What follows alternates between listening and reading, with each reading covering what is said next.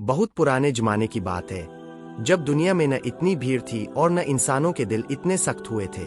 उस जमाने में एक अजीम सल्तनत थी जिसे लोग सल्तनते माहे नूर के नाम से जानते थे। ये सल्तनत अपनी खूबसूरती, इंसाफ और खुशहाली की वजह से दूर दूर तक मशहूर थी। यहाँ के बागात में ऐसे फूल खिलते थे जिनकी खुशबू मीलों दूर तक महसूस होती थी, और यहाँ के दरिया इतने साफ थे कि उनमें बहते पत्थर तक गिने जा सकते थे। इस सल्तनत के बीचों बीच एक शानदार महल था जिसे सरे महताब कहा जाता था। रात के वक्त जब चांदनी इस महल पर पड़ती तो यूं लगता जैसे पूरा महल चांद की रोशनी से बना हो। इसी महल में सल्तनत के बादशाह सुल्तान सिकंदर शाह रहते थे, जो निहायत इंसाफ पसंद और रियाया से मोहब्बत करने वाले हुक्मरान थे। उनकी आवाज में ऐसी ताकत थी कि बड़े बड़े दुश्मन भी उनके सामने सर झुका देते थे, लेकिन उनके दिल में नरमी ऐसी थी कि वो किसी गरीब की आंख में आंसू बर्दाश्त नहीं कर सकते थे। उनकी मलिका ज़हरा बानो इस सल्तनत की असल रूह थी। वो न सिर्फ बेहद खूबसूरत थी बल्कि उनका दिल भी उतना ही खूबसूरत था। वो हर जुमा को महल के दरवाजे खोल देती थी ताकि गरीब, यतीम और मोहताज लोग आकर अपनी जरूरतें पूरी कर सके। वो अपने हाथों से लोगों को खाना खिलाती थीं और बीमारों की तीमारदारी भी खुद करती थीं। इसीलिए पूरी सल्तनत उनसे बेहद मोहब्बत करती थी। उन दोनों का एक बेटा था, शहजादा फरीद। वो उम्र में जवान हो रहा था, लेकिन उसकी सोच अपने जमाने के लोगों से कहीं ज्यादा गहरी थी। वो दूसरे शहजादों की तरह ऐश व इशरत में वक्त जाया नहीं करता था, बल्कि अक्सर आम लोगों के दरमियान जाकर उनके मसाइल सुनता और उनकी मदद करता था। उसकी सबसे बड़ी खूबी उसका नरम दिल होना था। वो किसी को तकलीफ में देख नहीं सकता था। लेकिन फरीद की सबसे बड़ी कमजोरी भी यही थी कि वो अपनी माँ से बेहद मोहब्बत करता था। मलिका ज़हरा बानो उसके लिए सिर्फ माँ नहीं बल्कि उसकी पूरी दुनिया थी। बचपन से लेकर जवानी तक हर मुश्किल में उसकी माँ ही उसका सहारा रही थी। वक्त गुजरता रहा, लेकिन एक दिन अचानक सब कुछ बदल गया। मलिका ज़हरा बानो की तबीयत खराब होने लगी। शुरू में सबने उसे आम थकान समझा, लेकिन चंद दिनों में ही उनकी हालत बिगड़ने लगी। वो कमजोर होती गई, खाना छोड़ दिया और आखिरकार बिस्तर से उठना भी मुश्किल हो गया। महल में बेचैनी फैल गई। फौरन हकीमों को बुलाया गया। दूर दूर से माहिर तबीब आए, मगर कोई भी बीमारी को समझ न सका। आखिरकार एक बूढ़ा हकीम बुलाया गया जिसका नाम हकीम अब्दुल हक था। उसकी उम्र बहुत ज्यादा थी और उसने अपनी पूरी जिंदगी इल्मे तिब में गुजारी थी। वो आहिस्ता आहिस्ता चलता हुआ मलिका के कमरे में दाखिल हुआ। उसने उनकी नब्ज देखी, आंखों में झांका और कुछ देर खामोश रहा। फिर वो बाहर आया जहां बादशाह बेचैनी से इंतजार कर रहे थे। बादशाह ने फौरन पूछा, हकीम साहब, मलिका कैसी है? हकीम ने गहरी सांस ली और कहा, जहां पनाह, ये बीमारी आम नहीं है। ये दुनिया की बीमारी नहीं है। बादशाह के चेहरे का रंग उड़ गया। तो फिर इलाज क्या है? जो भी हो, हम ले आएंगे, चाहे दुनिया के किसी कोने से क्यों न हो। हकीम ने आहिस्ता से कहा, सिर्फ एक चीज उन्हें बचा सकती है, नूरे आसमानी। ये सुनकर पूरे दरबार में खामोशी छा गई। किसी ने पहले कभी इस चीज का नाम तक नहीं सुना था। हकीम ने वजाहत की, ये एक खास कतरा है जो 7वें आसमान के एक पोशीदा बाग में मिलता है। उसे हासिल करना तकरीबन नामुमकिन है। बादशाह ने सर झुका लिया। उम्मीद जैसे खत्म हो रही थी। इसी लम्हे शहजादा फरीद आगे बढ़ा। उसकी आंखों में अज़्म था। मैं जाऊंगा। बादशाह ने चौंक कर उसे देखा। बेटे, ये रास्ता आसान नहीं है, शायद कोई वापस न आए। फरीद ने मजबूत आवाज में कहा, जब बात मेरी माँ की हो तो कोई रास्ता मुश्किल नहीं होता। बादशाह की आंखों में आंसू आ गए, लेकिन वो जानते थे कि फरीद को रोकना मुमकिन नहीं। अगली सुबह सूरज निकलने से पहले फरीद अपने सफर पर रवाना हो गया। उसके पास एक तलवार, कुछ जरूरी सामान और एक छोटी सी शीशी थी जिसमें नूरे आसमानी को महफूज करना था। महल के दरवाजे पर पूरा दरबार खड़ा था। सबकी आंखें नम थी। फरीद ने एक बार पीछे मुड़कर महल को देखा, जहां एक खिड़की में उसकी माँ का साया नजर आ रहा था। उसने दिल में कहा, मैं वापस आऊंगा अम्मी जान, जरूर आऊंगा। और वो चल पड़ा। कुछ देर बाद वो एक घने जंगल में दाखिल हुआ। चंद कदम चलने के बाद उसे महसूस हुआ जैसे कोई उसका नाम ले रहा हो, फरीद। वो रुक गया और इधर उधर देखने लगा, मगर कोई नजर न आया। वो समझ गया कि ये जंगल उसका इम्तिहान ले रहा है। उसने दिल मजबूत किया और आगे बढ़ता रहा। कुछ फासले पर उसे एक बूढ़ी औरत नजर आई जो एक पत्थर पर बैठी रो रही थी। फरीद फौरन उसके पास गया और पूछा, दादी अम्मा, क्या हुआ? आप क्यों रो रही है? बूढ़ी औरत ने आंसू भरी आंखों से उसे देखा और कहा, बेटा, मेरे बेटे को एक सायानुमा मखलूक उठा कर ले गई है। मैं बेबस हूं, कुछ नहीं कर सकती। फरीद एक लम्हे के लिए रुका। उसे अपनी माँ याद आई, उसका मकसद याद आया। लेकिन फिर उसने सोचा, अगर वो किसी की मदद नहीं करेगा तो उसका सफर बेमानी हो जाएगा। उसने कहा, आप फिक्र न करें, मैं आपके बेटे को वापस लाऊंगा।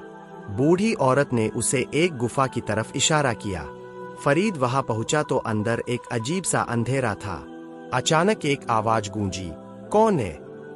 फरीद ने मजबूती से कहा, मैं एक मुसाफिर हूं, एक बेगुनाह को आजाद करवाने आया हूं। अंधेरे में एक साया जाहिर हुआ, जो न मुकम्मल इंसान था न मुकम्मल कुछ और। उसने कहा, अगर तुम एक सवाल का जवाब दे दो तो मैं उसे छोड़ दूंगा।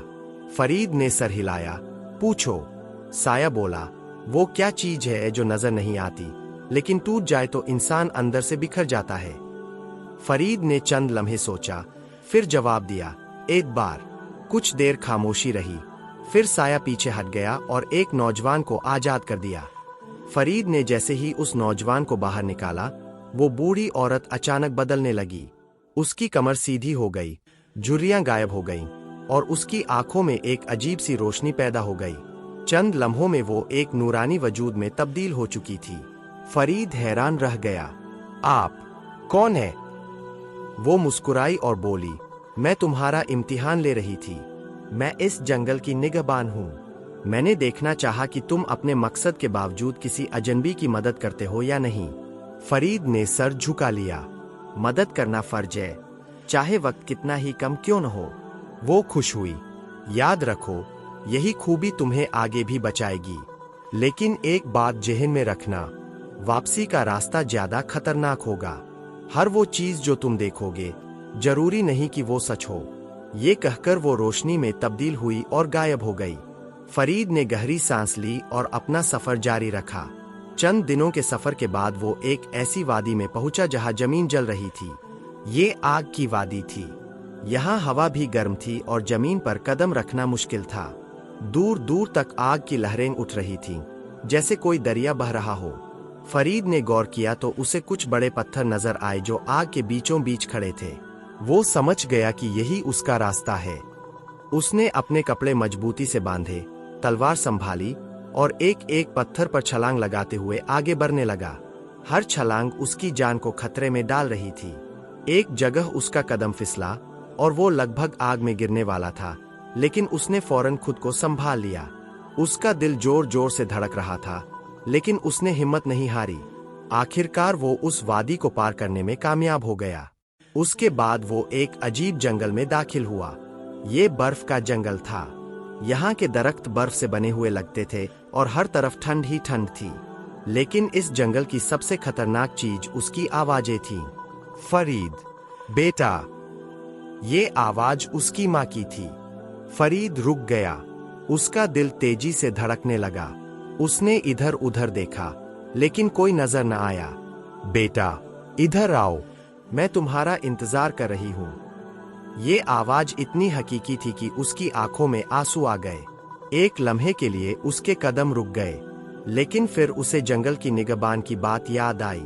हर चीज सच नहीं होती। उसने आंखें बंद की, दिल को मजबूत किया और बिना पीछे देखे आगे बढ़ने लगा। आवाजें तेज होती गईं, कभी माँ की, कभी किसी और की, लेकिन फरीद ने एक बार भी पीछे मुड़कर नहीं देखा। काफी देर की जद्दोजहद के बाद वो उस जंगल से बाहर निकल आया। जैसे ही वो बाहर आया, तमाम आवाजें एकदम खामोश हो गईं। उसने पीछे मुड़कर देखा, मगर अब वहां सिर्फ खामोशी थी। फरीद ने आसमान की तरफ देखा और शुक्र अदा किया। चंद दिन बाद वो एक ऐसी जगह पहुंचा जहां रास्ता खत्म हो गया था। उसके सामने सिर्फ आसमान था, न कोई जमीन, न कोई पुल, न कोई रास्ता। वो कुछ देर खड़ा सोचता रहा। फिर उसे हकीम की बात याद आई थी कि सातवें आसमान का रास्ता आंखों से नहीं बल्कि दिल से खुलता है। फरीद ने आंखें बंद की और दिल से दुआ की, या अल्लाह, मैं यहाँ किसी लालच के लिए नहीं आया, मैं सिर्फ अपनी माँ को बचाने आया हूँ। अगर मेरे दिल में सच्चाई है तो मेरे लिए रास्ता खोल दे। चंद लम्हों बाद हवा में एक अजीब सी लर्जिश पैदा हुई, जैसे आसमान में कोई दरार पड़ रही हो। एक रोशनी जाहिर हुई और फिर आहिस्ता आहिस्ता एक दरवाजा बन गया। फरीद ने आंखें खोली तो वो हैरान रह गया। उसके सामने एक नूरानी दरवाजा खुला था। वो आहिस्ता आहिस्ता आगे बढ़ा और उस दरवाजे के अंदर दाखिल हो गया। जैसे ही वो अंदर गया, सब कुछ बदल गया। हवा नरम हो गई, रोशनी सफेद और पुरसुकून हो गई और हर तरफ एक अजीब सी खुशबू फैल गई। वो एक बाग में था, ऐसा बाग जो उसने पहले कभी नहीं देखा था। हर तरफ रंग बिरंगे फूल थे जिनसे रोशनी निकल रही थी। दरख्तों के पत्ते चांदी की तरह चमक रहे थे और दरमियान में एक साफ शफ्फाफ नहर बह रही थी जिसका पानी खुद रोशनी दे रहा था। फरीद इस हुस्न को देखकर कुछ लम्हों के लिए सब कुछ भूल गया। फिर उसे अपना मकसद याद आया। वो आगे बढ़ा और एक जगह उसे छोटे छोटे चमकते हुए कतरे नजर आए। वही नूरे आसमानी था। वो झुकने ही वाला था कि अचानक एक आवाज आई, रुक जाओ। फरीद ने चौंक कर पीछे देखा। उसके सामने एक नूरानी मखलूक खड़ी थी। उसका चेहरा पुरसुकून था और आंखों में अजीब सी चमक थी। वो बोली, मैं इस बाग की मुहाफिज हूँ, मैं जानती हूँ तुम क्यों आए हो। फरीद ने अदब से सर झुका लिया। मैं अपनी माँ को बचाने आया हूँ। वो मुस्कुराई, तुम्हारा दिल सच्चा है, इसीलिए तुम यहाँ तक पहुँचे हो।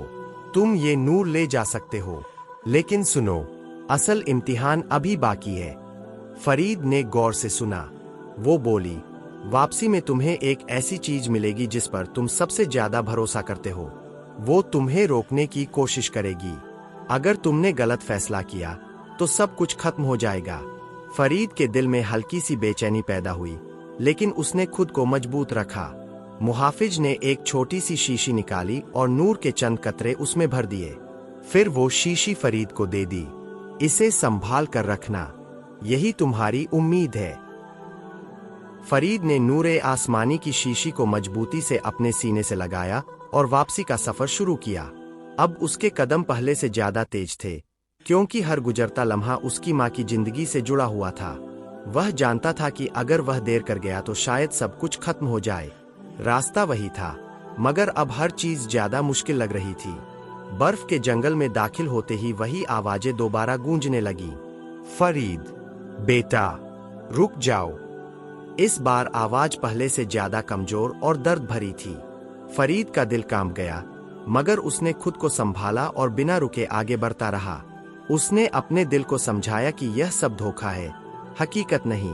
कुछ देर बाद वह आग की वादी तक पहुंचा। उसने बिना वक्त जाया किए एक एक पत्थर पर कदम रखा और तेजी से उसे पार कर लिया। उसके कपड़े कुछ जगह से जल गए, हाथ जख्मी हो गए, मगर उसने शीशी को महफूज रखा। आखिरकार वह उस जंगल के करीब पहुंच गया जहां उसका पहला इम्तिहान हुआ था। और फिर वह लम्हा आ गया। उसके सामने एक औरत खड़ी थी, सफेद लिबास, कमजोर चेहरा, आंखों में आंसू। वह उसकी माँ थी। फरीद, मेरे बेटे।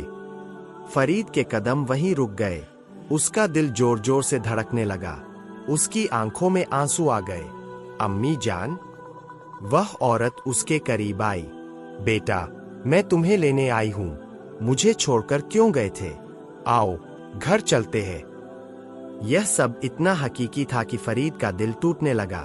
वह आगे बढ़ने ही वाला था कि अचानक उसे मुहाफिज की बात याद आई। वापसी में तुम्हें वह मिलेगा जिस पर तुम सबसे ज्यादा भरोसा करते हो। फरीद रुक गया। उसने गहरी सांस ली और गौर से अपनी माँ को देखने लगा। पहली चीज, उसने जमीन की तरफ देखा।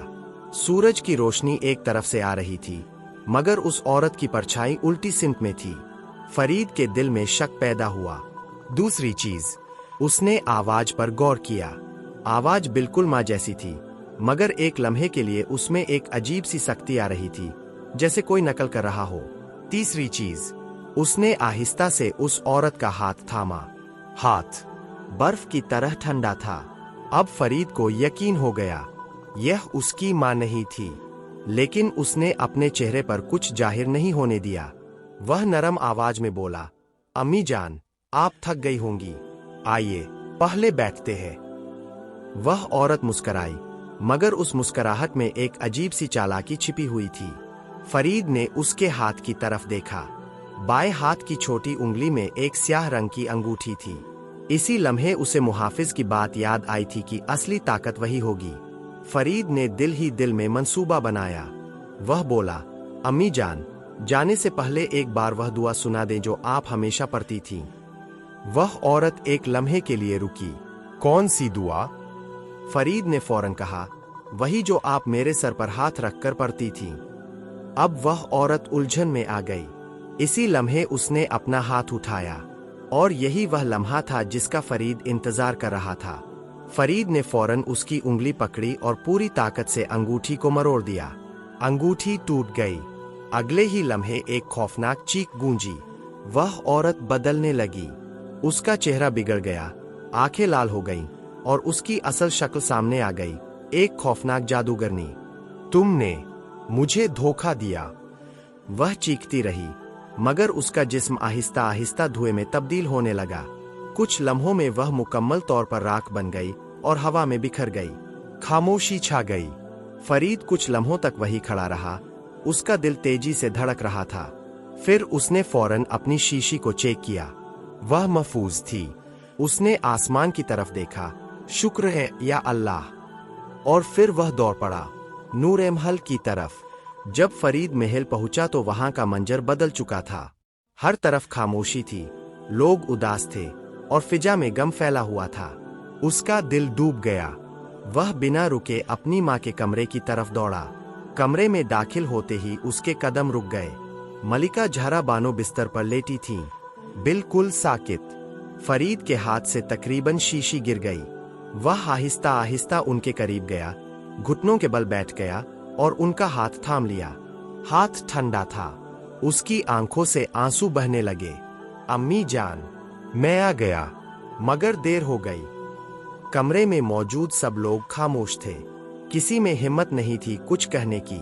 फरीद ने शीशी को देखा। यह उसकी आखिरी उम्मीद थी। उसने कांपते हाथों से शीशी खोली। एक अजीब सी खुशबू कमरे में फैल गई।